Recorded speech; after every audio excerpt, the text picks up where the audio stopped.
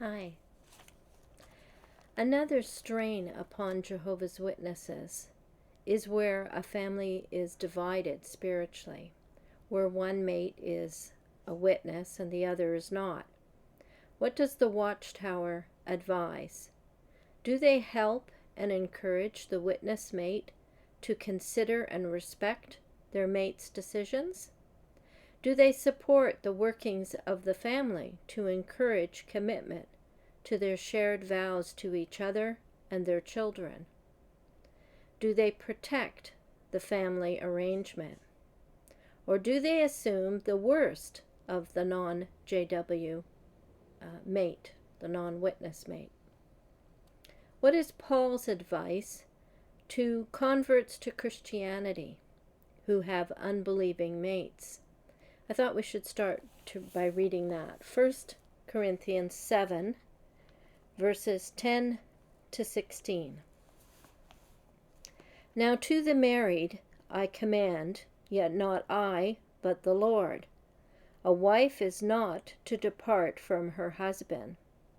But even if she does depart, let her remain unmarried or be reconciled to her husband. And a husband is not to divorce his wife.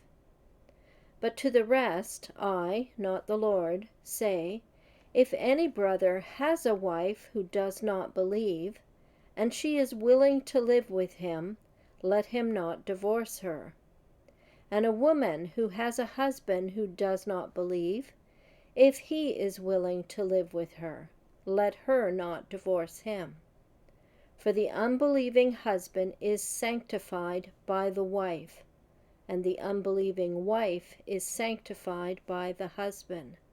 Otherwise your children would be unclean, but now they are holy.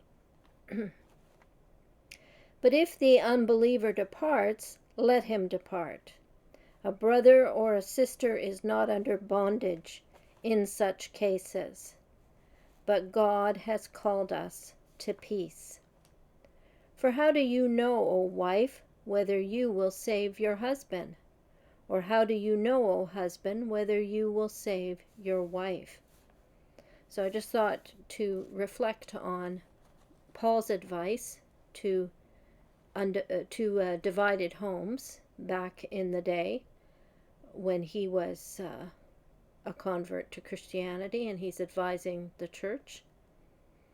Now we will read a case history that Bergman presents. It is an extreme example of the cost in the case of people who live in divided homes where one is a witness and one isn't, and whether or not they follow the advice of the Apostle Paul.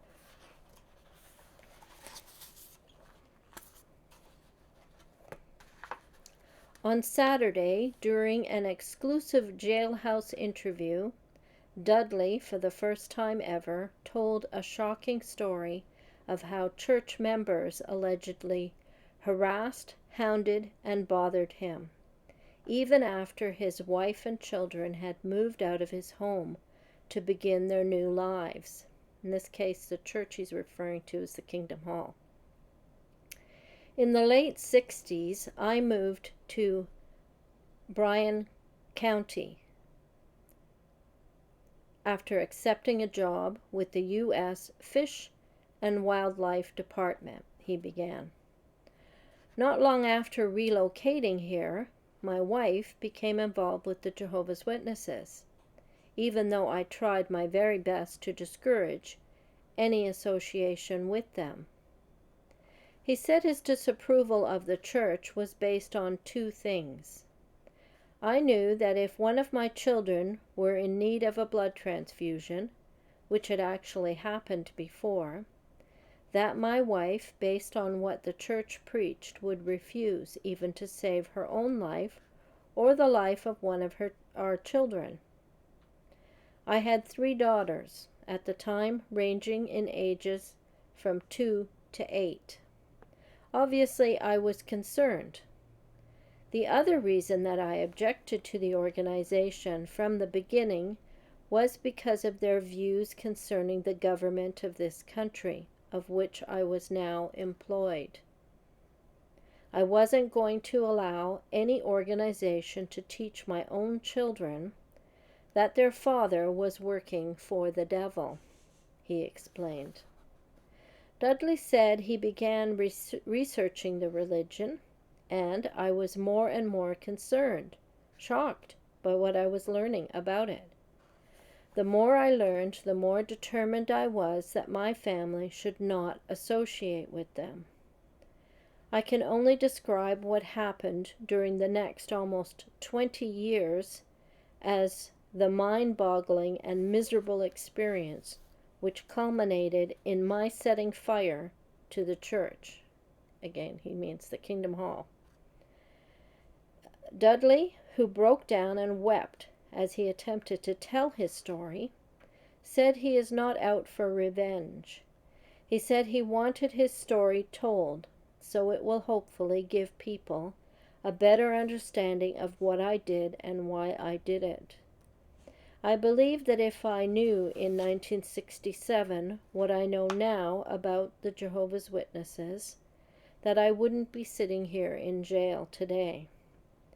If my story will help prevent someone else from going through a similar situation, then I consider this a community service to get my story told, he explained. They made me into a crazy man, drove me insane, forced me to do what I had to do after they ruined my life, says jail inmate James Dudley, convicted of trying to burn down a local Jehovah's Witnesses Kingdom Hall 6 years ago. Dudley is back to the county lockup after serving dozens of weekends since his conviction, an arrangement Dudley's lawyers worked out with prosecutors to allow his retirement from a government job. Now he's waiting for a ride to the state penitentiary, where he'll complete his 1-year sentence. Before being tried and convicted of arson, Dudley had never had any run-ins with the law. It was July 12, 1985, when Dudley loaded a 10-gallon barrel of gasoline into his pickup and headed for the Kingdom Hall, hell-bent to burn the place down as an act of revenge for, he says, the church's stealing my former wife and kids. They were just out to ruin me. That was him speaking. What eventually drove Dudley to commit the criminal act of second-degree arson, he claimed, was when his wife announced she was to remarry. Her husband-to-be was a member of the church, which Dudley claimed smeared my name and ruined me in the eyes of my children. I had a government job, and they were telling my children that anyone who works for the government is doing the work of Satan. Church doctrine forbids its members from remarrying unless the member's spouse dies or is found guilty of adultery. I surely wasn't dead, so they had to make me out to be adulterous, he says. He said much of his knowledge of the church and its beliefs came from the organization's own literature, often stuck between the wires of the fence which surrounded his Bennington home, even after his wife had left with the couple's children in tow. Prior to 1975, they told young people it was unwise and extremely dangerous to seek an education or pursue a career.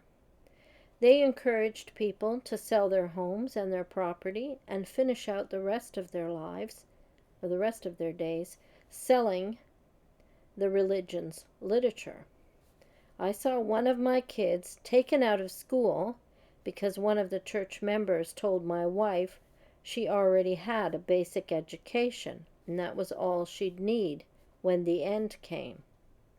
I saw another quit school too, but I was eventually able to persuade her to return and complete her education. I saw another daughter abandon a career she'd started. My wife even attempted to cash in my life insurance policies and stopped paying premiums on our medical insurance. If I'd let her, she'd have given away everything we owned. She said we were only entitled to a roof over our heads and enough food to eat for a day. Dudley remembered. Well, she was a serious witness. He said that when 1975 came and went and the world as we know it hadn't ended, the church wouldn't give back what they'd talked people into giving them. Many of these people were elderly. Thanks to this kind of dangerous brainwashing of its members, thousands of children were deprived of an education. Others lost everything they had worked so hard for. Some, like myself, eventually lost their families, he claimed.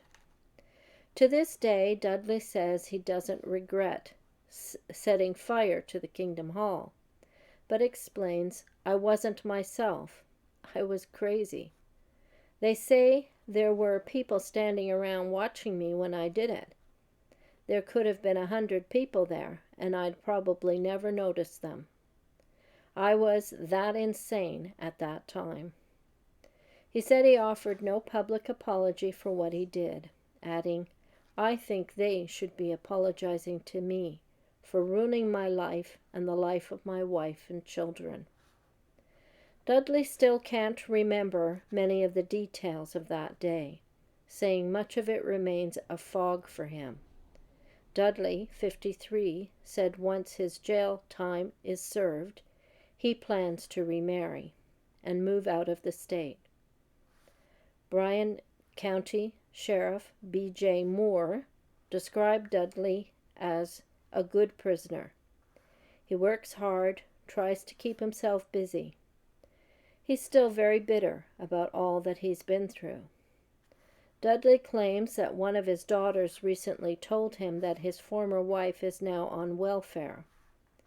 His head touched his chest as the jailer returned him to the confines of his concrete block walled cell, a far cry from the wide open spaces he had known as an employee of the Fish and Game Department. "You can't help but feel sorry for the man," the sheriff said. "They really messed him up." Yeah, so it's a sad story. And a destroyed family, a destroyed marriage. And how does that compare to the advice that the Apostle Paul gave? Next time we're going to hear about another kind of divided home. A home where they start off as two witnesses and one leaves. What happens if you decide to leave the organization? I'm going to link to 2 videos about marriage. JW's in Marriage. Does JW.org teach covenant commitment, unconditional love? And that's based on 1 Corinthians chapter 7, David and me talking together about it. The second one is based on a reading I was doing in Mere Christianity about marriage. Do JWs view marriage as divine covenant, binding for life, as the Bible teaches? Next time we'll talk about the other case history.